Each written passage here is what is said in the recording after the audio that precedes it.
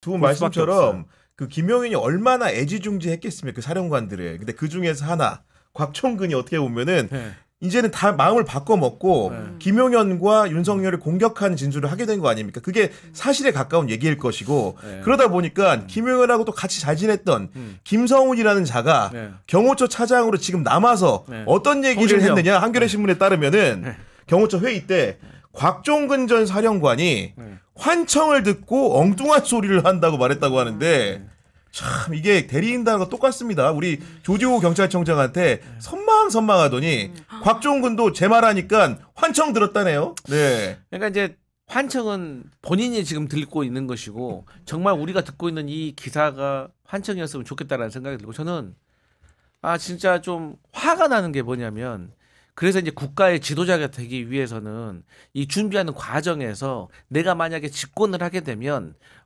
국토부 장관은 내가 누구로 해야겠다. 뭐 기재부 장관은 누구로 그러니까 우리가 일종의 조각을 하죠. 네. 섀도우 캐비닛이라는 게 사실 그런 거거든요. 이게 집권을 하기 위한 수권 정당들은 우리가 집권하면 우리의 법무부 장관은 누구야를 예고편으로 거의 확실시 해주는 거잖아요. 그게 안정감이잖아요. 근데 윤석열 같은 경우는 그런 인프라가 없는 거예요. 그렇기 때문에 사실 맨날 검찰들만 만나게 되고 자기한테 아부하는 사람만 만나게 되고 그러니까 군인들이 가서 아니 무슨 대통령 보수 결집에 아니 국군의 날에서 장갑차좀 나온다고 누가 무슨 보수가 결집합니까? 그러니까 사람들이 보지도 않아. 그 시청률이 발상 얼마야 자체가 세금만 지금. 몇백억 썼죠. 그러니까, 네. 저는 궁금한 게 윤석열이 파면되면은 이제 더 이상 대통령이 아니잖아요. 그러면 경호 관련돼서는 어떻게 되는 거예요? 이 김성훈이라든지 경호 사람들은 계속 이렇게 보자 하는 거예요? 관저 음식은 못 먹잖아요. 솔직히 이제는 더 이상. 그래서 그런다는 거예요. 물론 이제 구속돼 있는 상태에서는 경호를 할 수는 없잖아요. 정상적으로 안 되죠. 네. 안 되더라도 박근혜 전 대통령도 마찬가지였는데 그렇게 해서 사면 받고 나오잖아요. 나와도 경호 받아요. 똑같이 받아 사면 받고 나왔을 경우에. 네. 사면 아니고 파면이요. 파면을 당해도 마찬가지예요. 파면 파면 당하고 난 당해도 다음에 그 경호팀은 물론 이제 당장 경호할 수요가 대통령을 경호하는 거니까 경호의 수요는 없잖아요. 네. 없다 하더라도 이 사람들이 곧바로 경호처를 떠나지 않는 한 이 일종의 측근 그룹이라고 하는 사람들이 나중에라도 윤석열을 경호를 또 맡을 가능성이 있는 거죠. 그러니까 보통의 경우에는 대통령한테 충성하는 이유 중에 하나도 경호처 직원이 가기는 싫어한다고 하지만 이렇게 충성해도 이 사람들은 그냥 관저로 그냥 자택으로 따라가는 거잖아요. 네. 가서 경호를 하니까 자기 자리가 없어지진 않아요. 그러니까 이런 사람들은 사실은 내쫓아야 되는 건데요. 근데 저는 그 김성훈 환청 얘기 들으면서 무슨 생각했냐면은 빨리 구속시켜야 된다. 왜냐하면 윤 대통령 변호인이 그랬죠. 조지호 경찰청장한테는 선망 얘기 꺼냈잖아요. 윤 대통령이 홍자원 전 1차장한테 대해서 뭐라 그랬어요? 저기 술 먹어가지고 헛걸 들었나? 맞아요. 술 먹어가지고 네. 술 취해서 저기 저런 소리를 하나? 네. 그런 식으로 얘기했단 말이에요. 근데 김성훈 경호처 차장이라는 사람은 밑에 있는 사람한테 환청 얘기를 꺼냈다는 거예요. 네. 이건 뭐냐면 지들끼리 뭔가 얘기가 주고받는 걸 듣거나 아니면은 소통하고 있다는 뜻이야. 내가 볼 때는. 왜냐하면 이걸 대응하는 논리라는 게 이런 식의 이거 어떻게 이렇게 말을 꺼내겠어. 네. 다 비슷비슷한 거야. 이걸 어떻게 그러면 뭉겨버려야 될까? 이 논리를 어떻게 반박해야 될까? 라고 할 때 자기 혼자 머릿속에서 나왔다기보다는 그들끼리 말이 돌아가는 걸 알고 있으니까 이런 식으로 얘기를 했을 가능성이 매우 높다는 거지. 네. 단어가 비록 한 개지만 변호인들이 얘기하는 거나 윤석열 얘기하는 걸 들어보면 일종의 전략적 차원에서 소통이 이루어졌을 가능성이 있어 보여요. 저는 그렇게 의심해요. 결국 이런 분위기를 만들어가는 과정 속에서 옥중에 있는 윤석열이 마치 결제한 것 같은 인사들이 지금 이루어지고 있는 거 아니겠습니까? 네. 특히 경찰 같은 경우에 어제 총경하고 경무관 승진 인사를 했는데 지금 비난이 많이 따르는 거 아니겠습니까? 제일 화납니다 지금. 근데 이제 그 말씀 드리기 전에 우리 시청자들 궁금해하실 것 같아서 저도 궁금한 점이 있어서 한번 찾아본 적이 있거든요. 그러니까 윤석열이 지금 현직 대통령인데 전직 대통령은 10년간 경호가 제공이 됩니다. 근데 파면이 되면 탄핵 심사에서 인용돼서 파면이 되면은 아무것도 없습니다. 네. 그래서 박근혜 전 대통령 같은 경우도 처음에는 사설 경호를 썼습니다. 자기 돈으로. 네. 그런데 2021년에 특별 사면이 되면서 사면해줘서. 일부 복원이 된 겁니다. 아, 정확하게. 네. 사면 취소 같은 건 없나요? 사면 취소 취소. 이명박 박근혜 솔직히 무슨 아니 무슨 사면을 왕이에요. 왜 자기가 사면해줬다가 야 이제 사면 아니야. 아니 다음 정권에서 이거 위헌적인 발언입니다. 위헌적인 발언이에요. 네. 그 마음만 제가 공감하겠습니다. 네. 그러니까 저는 이제 우려스러운 게 이런 거 아니겠습니까? 그러니까 지금의 인사를 단행한다는 것이 원래 우리가 이제 정권이 바뀌기 전에 저는 개인적으로 조금 다른 얘기일 수 있지만 예를 들어 문재인 정부예요. 문재인 정부에서 나름대로 정무직이라든지 기관의 장들, 공공기관의 장들을 임명을 했지 않습니까? 네. 저는 그 대통령의 임기를 함께 해야 된다고 생각하는 사람이에요. 왜냐하면 새로운 대통령이 들어왔으면 또 그 사람이 국정 철학이 있는 사람을 공감하는 사람을 같이 들어와서 같이 일할 수 있게 해주고 또 그 사람들도 깨끗이 자리를 비워주고 떠나야 됩니다. 만약에 뭐 같은 민주당 정부가 정권을 재창출한다고 하면 일부 정도 선별을 해서 조금 이건 남겨둘 수 있지만 저는 그조차도 좀 바뀌어야 된다고 생각하는 사람인데 하물며 윤석열이라는 사람이 지금 파면되기 일보 직전인데 이 공무원 인사를 한다? 네. 그러면 네. 참 미안한 말이지만 끈아풀이라고 생각하거든요. 끈아풀이죠. 그럼 이 사람이 만약에 우리가 민주당이 정권 교체를 했을 때 이 사람들이 또 어떻게 하겠습니까? 근데 당연하죠. 또 웃긴 건 뭐냐면 이런 사람들이 또 바로 태세전환 잘합니다. 그래도 죄를 지었으면 저는 벌을 받아야 된다고 생각합니다. 네. 지금 그러니까 수두룩한데 수사해야 할 당선되고 일들이. 난 다음에 문재인 대통령한테 감사위원 임명하지 말라고 얼마나 난리를 쳤어요. 집권도 안 해놓고 맞아요. 대통령 네. 취임도 안 해놓고 감사위원 임명하면 안 된다고 그 난리를 친 게 감사원 나중에 장악으로 드러났잖아. 네. 나하고 가까운 사람 감사위원 임명해 놓고 난 다음에 네. 그 의도를 가지고 그렇게 했던 거란 말이에요. 네. 자기는 그렇게 해놓고 난 다음에 그 다음에 어떻게 했어요? 문재인 정권 인사를 다 나가라 그랬잖아. 네. 근데 사실은 이게 폭탄 돌리기에 좀 가까워요. 누군가가 하나가 먼저 끊어줘야 되는데 지금 끊지 못하고 민주당이 또 집권하잖아요. 그러면 쓰레기 같은 사람 너무 많아. 말도 안 돼. 하다못해 국가인권위에 봐요. 네. 인권이 어떻게 진짜 할 거예요, 그 심각하죠. 사람들. 네. 인권위가 그냥 이건 역할을 못하는 인권위가 돼버린 거잖아요. 얼마나 안타까워요. 근데 그렇다고 해가지고 자 인권위원장 이제 안 나가시는 게 좋겠습니다. 그러면 나가시는 거 좋겠다고 하는 말로 그만두라는 압력으로 행사했다고 직권남용이라고 할 거 아니에요. 안 그래요? 그러니까 이렇게 된다니까. 그럼 민주당은 이런 사람들 어떻게 둘 수가 없잖아요. 네. 그러면은 이 사람들을 그만두게 하고 싶은 마음이 얼마나 굴뚝 같겠어요. 근데 계속 돼야 돼. 둬야 돼요? 대통령 인사권 아니에요? 아니지. 임기가 보장되는 임기가 거야? 보장이 돼 그렇죠. 있잖아요. 네. 바로 인사권을 행사할 수 있으면 모르겠는데 일반적인 공공기관장들도요. 다 임기가 있어요. 결격 사유를 이제 찾아내야죠. 3년 동안 얼마나 그러면 많았어요. 감사해야 된다 그러잖아. 네, 감사하면- 그럼 윤석열이 한 짓하고 똑같잖아요. 아니 그러니까 지금 그 정부 산하기관에서도 신규 인사를 단행해서 논란이 되고 있는데 민주당 조계환 의원실의 자료를 좀 보니까 문체부 산하기관입니다. 한국문화정보원과 저작권위원회가 지난달에 각각 비상임이사 5명과 신임위원 12명을 임명을 했다는 거고 지금 1년 이상 공석 상태이긴 합니다. 네. 한국관광공사 사장. 네. 사실 이것도 대통령실 사람이 온다고 해서 네. 논란이 되고 본인이 자진 처리하게 이르렀는데 네. 그 자리도 지금 다시 이제 인사를 할 태비를 하고 있다 이러다 보니까 야 정권 이제 말미에 알박기 하는 거 아니냐라는 얘기를 듣는 겁니다 지금. 근데 제가 아는 모 국민의힘 인사가 사실 대통령실에도 있었고 대통령실 나와가지고 어떤 공공기관의 장으로 간다고 하셨어요. 근데 제가 그 이후에 비상계엄이 난 거예요. 났어. 네. 근데 궁금하잖아. 갔는지 안 갔는지. 네. 페이스북에도 막 들어가서 봤어. 아무런 신상에 대한 어떤 내용이 전혀 없더라고. 그래서 그 기관에 들어가서 또 봤어. 그러니까 뭐 기관장 인사만 올라오는지 아닌지. 없더라고. 그러니까 사실 이게 정상인 거거든요. 그리고 오히려 국민의힘 인사들 중에서 비상계엄 12월 3일 전에 가까스로 임명되신 분들이 있습니다. 유명하신 분들이 있습니다. 아, 그래요? 네. 그런 분들이 안도의 한숨을 내신 거야. 그런데 왜 안도의 한숨을 내셨겠어요? 양심이 있으니까 그런 거 아니겠어요? 근데 비상계엄 이후에 이 사단이 일어났는데 지금 거저시 여기에서 가겠다는 거는 거저시 가겠다는 거는 이거는 본인도 문제라는 거지. 저는 네. 참 이런 상황에서 딜레마가 좀 있어요. 그러면 우리도 이제 저들과 똑같이 또 속아내야 되나? 그런 고민이 있어요. 근데 사람을 자꾸 악한 마음을 들게 하는 게 난 너무 한 번이라도 조금이라도 악한 적이 있어요? 민주당이? 아, 내 얼굴 봐 없지. 아 진짜 너무 화가 나네. 아, 우리는 사람을 그런 미워하지 핑계 못해. 대고 정권 교체를 주장하면 안 돼요. 표 안 찍어요. 자, 우리 김대중 대통령께서는 본인들을 죽이려고 했던 자들까지 용서하셨던 뿌리를 그 다 마음. 뽑아요. 김대중 대통령님 지금 하늘나라 가셨잖아요. 근데 왜 자꾸 저한테 와요? 아니 아 이상한 소리 하시니까 그렇지. 뿌리를 뽑아야죠. 못 살겠네 정말. 알겠습니다. 늘 반복되는 얘기인데 사실 이건 언론의 책임도 좀 크다고 생각해요. 맨날 낙하산이라고 막 얘기하잖아요. 비판하잖아요. 네. 그러고 난 다음에 새롭게 임기를 시작하는 정권이 들어서면은 그러면 이전에 공공기관장 임명됐던 사람들 다 자리 비워주라고 또 얘기해요. 그러니까 막 비판하다가 또 다시 또 엉뚱한 논리 또 얘기했다가 그거 계속 반복하고 있어. 우리나라 조중동이라는 매체가 대표적으로 그렇게 하는데요. 자기네들 마음에 맞는 보수 정권 들어서면은 아 공공기관장 전임 정권 사람들 다 스스로 물러나야 된다고 뭐 미국 얘기 끌어들여가지고 미국엔 뭐 자리가 몇천 개고 몇만 개고 이 소리를 갖다 해요.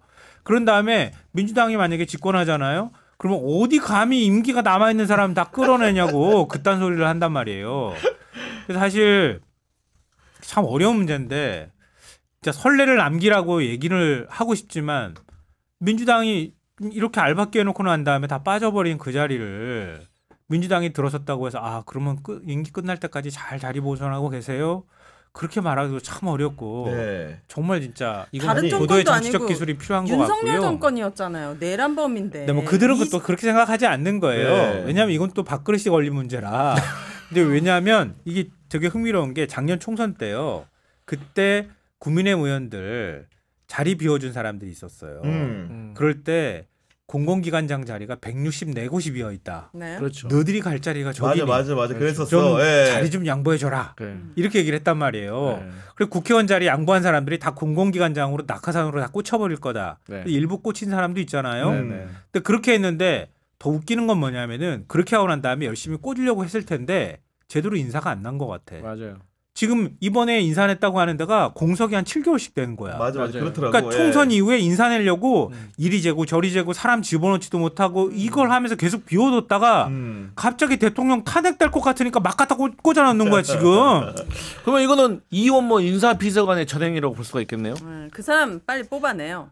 그러니까 이게 진짜 있으면 안 돼. 대통령은 없는데 네. 인사권자가 없잖아요 사실은. 네. 없는 자리에 그 인사권을 사실은 권한대행이 지금 행사해야 되는 상황인데 그렇죠. 대통령실은 뒤에서 이런 짓을 하고 있고 네. 거기에 그냥 자리에 막 들어가고 네. 대체 누가 하는 그러니까 거야 이거를. 결국은 이런 상황에서는 최상목 대통령 권한 대행이 중심을 잡고 업무를 진두지휘를 잘 해야 되는데 네. 지금 보니까 헌재에서 어제 마은혁 재판관 후보자에 대한 불임명에 대해서 어떻게 얘기했습니까? 네. 임명을 하라고 했는데 네. 본인이 정무적 판단을 하겠다고요? 결정문을 계속 읽어보겠다고. 제가 봤을 때는 상당히 오래 읽고 있는 것 이 같아요. 사람은 중심을 잡았던 적이 한 번도 없잖아요. 고시 공부하는 거예요 지금 보니까 그렇게 열심히 읽는 게. 결정문을 민주당에서 이 사람 탄핵 안 합니까? 솔직히 이 사람이 지금 네. 그린벨트 해제하겠다 네. 뭐 이딴 소리 하고 있고 네, 네. 해야 되는 안 되는 인사하고 있잖아요. 네. 이런 임명해야 될 일은 안 하고 네. 이거 계속 봐야 됩니까? 보지 마세요. 그러니까 고발해 주세요. 고발 준비해서 고발장 써놨습니다. 지금 하세요. 아닌 게 아니라 오늘 원래 여야정 국정협의체가 열릴 예정이었는데 네. 민주당이 네. 최상목 대행의 이런 그 말 그대로 유약한 태도를 지적하면서 네. 만약 임명 안 하면 우리 협의체 안 들어간다. 네. 오늘 판 깬 거 아닙니까 지금? 판을 깼다기보다도 네. 우리가 이제 사필 규정을 실현하기 위해서 네. 정의사회의 구현을 위해서 우리가 저 악당들하고는 대화하기가 불편하다는 차원에서 지금 제가 이제 정무적으로 이제 판단을 해서 지금 이제 국정협의체가 지금 스톱을 시킨 거죠. 네. 근데 이 우리 오윤혜 씨 말씀하신 것처럼 마음 같아서는 탄핵을 시켜도 진작 시켜야 됐었고 그쵸. 진짜 뭐 안드로메다로 보냈어야 되는데 그러지 못하는 또 나름대로의 고충들이 있습니다. 뭐죠? 뭐 고충이? 그렇겠죠 당연히. 네. 그 고충 때문에 너무 많은 피해를 보잖아요. 그런데 네. 지금은 우리가 일을 버릴 때보다 버리는 게 아니라 수습? 이 국정 혼란, 나라의 혼란을 하나씩 수습을 해야 되는 과정인 거예요. 그리고 그렇기 때문에 지금 이재명 대표가 계속해서 지금 개헌 얘기할 때가 아니라 우리가 내란 세력을 지금 극복해야 될 때라고 말하는 게 이런 문제들 하나하나 때문에 그러는 건데 네. 결국에는 윤석열 파면될 때까지는 우리가 최상목을 봐야 됩니다. 이거는 봐야 되는 거예요. 어쩔 수가 없고 최상목을 또 탄핵을 하잖아요. 그러면 이제 이주호 교육부 장관 사회부총리잖아요. 네. 그러니까 우리 이런 말 있잖아요. 파출소 지나가니까 경찰서 온다고. 예? 이게 더한 사람들이 올 수가 있는 거예요. 아니, 더한 근데 사람이에요 이주호는? 네. 그러니까 이게 그러니까 대통령도 지금 계엄을 해가지고 나라를 이 지경 만들어놨는데 그 대통령 권한대행이라고 하는 사람도 대놓고 헌법을 무시하는 거 아니에요. 네. 대놓고 헌법재판소 결정을 무시하는 거 아니에요. 네. 왜 제가 무시한다고 말씀드렸냐면은 어제 헌법재판소가 두 가지에 대한 판단을 내린 거예요. 국회의장이 청구 자격, 권한쟁의 심판 청구 자격이 있느냐, 국회 의결을 해야 되는가 말아야 되는가 이게 있는 거예요. 근데 3명의 보수 재판관들이 소수 의견을 냈잖아요. 맞아요. 네. 근데 그 청구 자격이 문제가 있다고 판단을 했어요, 이 사람들이. 근데 사후에 국회 이제 그 재판관 마흔역 재판관 임명 촉구 결의안을 채택한 그렇지. 것이 네. 사후에 승인한 것이나 다름이 없다. 그러니 절차적으로 흥결이 있다 하더라도 그게 보완이 돼서 그러니까 청구 자격이 일단 있는 것으로 판단하겠다. 이런 부분이에요. 일단은 의견으로 보자면 애초에 국회의장은 청구 자격이 없습니다라고 하는 의견을 맞아요. 냈어요. 네. 사후에 절차적인 보완이 있다고 하는 것 때문에 일단은 승인이 된 거지만 그 다음에 그러니까 청구 자격 말고 권한대행한테 헌법재판관 임명할 때 여야 합의를 전제로 해서 임명을 미룰 권한이 있느냐 없느냐 가지고 판단을 한 거란 말이에요. 근데 헌법재판소는 아주 단호하게 결정 내렸어요. 그건 대통령이나 권한대행이나 다 똑같은데 국회 선출 절차가 완결된 거야. 그리고 헌법재판관의 특별한 법률적인 어떤 자격 미달 요건이 없는 한 그거는 다른 문제를 제기할 수가 없어라고 얘기한 거예요. 헌법재판소법 5조를 보면은요. 재판관의 자격이라고 쫙 명문화돼 있어요. 40세 이상이어야 돼요. 법조인 경력이 15년 이상이 되어야 하고요.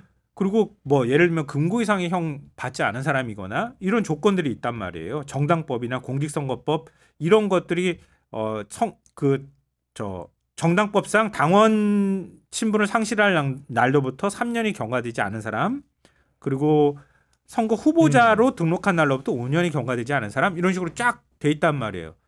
여기에 자격 조건에 문제가 없으면 그걸 이래라 저래라 하면 안 돼라고 얘기한 거란 말이에요. 이 얘기는 뭐냐면은 헌법재판소 결정이 헌법재판소법 67조 보면은 정부 기관이나 지방자치단체에 다 기속된다고 돼 있단 말이에요. 그러면은 이게 법률안도 아니고 네. 인사 문제이기 때문에 그걸 대통령이 판단하면 안 되라고 한 거란 말이에요. 권한대행도. 근데 자기가 뭘 검토를 해? 아니, 그러니까. 판단하지 말라는 거 아니야.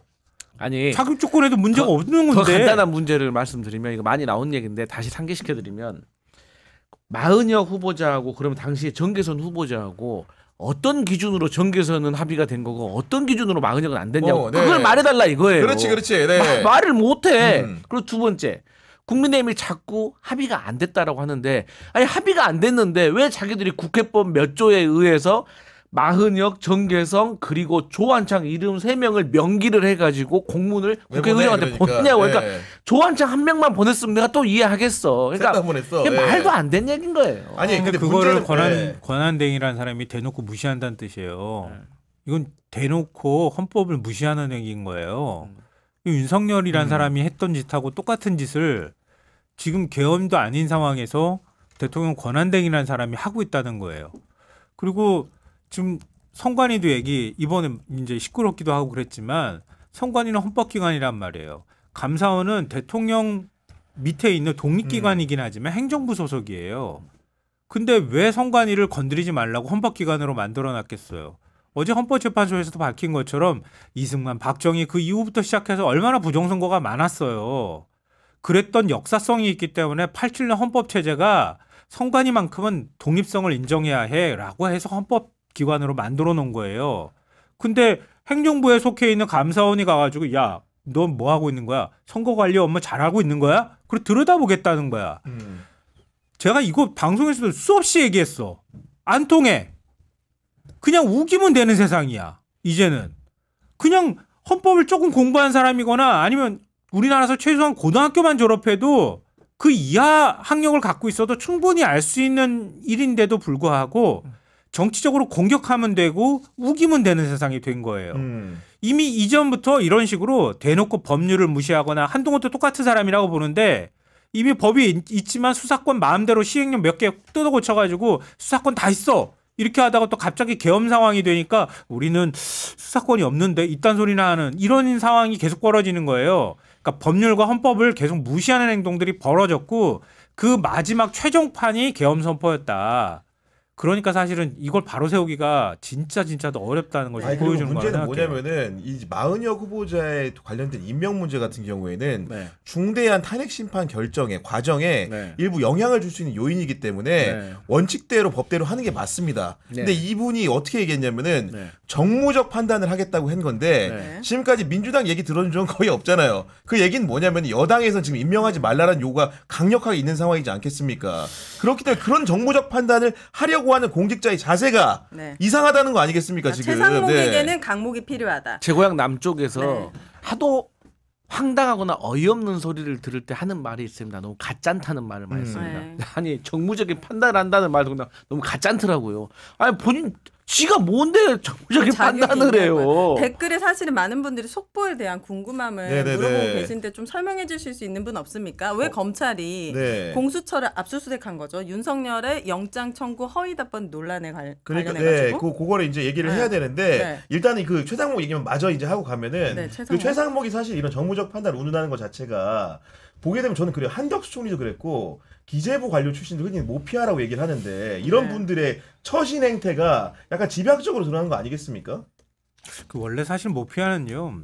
그러니까 자기가 주도적으로 정책 결정을 하지는 않는 사람들이잖아요. 그러니까 권력의 풍향에 굉장히 민감한 사람들이에요. 민감하지만 이들의 모피아라고 불리는 이유가 자기 위의 기득권이 굉장히 강하잖아요. 일단 정부 부처에서 제일 엘리트라고 하는 기득권이 있는 거고요. 예산을 주물럭거린다고 하는 기득권이 있는 거고요. 그리고 그 위에 일종의 테크노크라트라고 하는 생각을 하면서 기업들이나 이런 사람들 정치권하고 계속 줄을 대가면서 일종의 기득권을 유지하는 거란 말이에요. 그러니까 자기들이 거기서 그만둬도 선배들이 뚫어놓은 자리들이 너무 많기도 하고 거기서 일정하게 이익을 얻는데 굉장히 익숙한 사람들이에요. 그러니까 과거에 우리가 생각했을 땐 그랬던 거예요. 그러니까 이권을 보통 추구하지 권력이 있을 때 대놓고 어느 한쪽 편을 드는 것은 주저하는 사람들이었단 말이에요. 근데 윤석열 정권 들어서 제가 볼 땐 좀 달라 평가가. 다른 평가를 할 수밖에 없어. 대놓고 권력의 선봉에 서고 있어 보니까. 그러니까 이거는 일종의 그 뭐 행정 전문가든 이런 측면에서의 어떤 역할에 관한 문제가 아니라 아예 대놓고 어떤 특정 진영이나 뭔가 그 정치적으로 문제를 해결하는데 앞장서는 사람들처럼 되어버렸단 말이에요. 이거는 일부에 관한 문제가 아니다. 나중에 민주당이 만약에 집권을 한다고 하면은 기재부 관료들이 기득권을 유지하는 것들을 부셔줄 필요가 있겠다. 이들이 정권을 넘나들면서 계속 지금 생존해 왔던 거잖아요.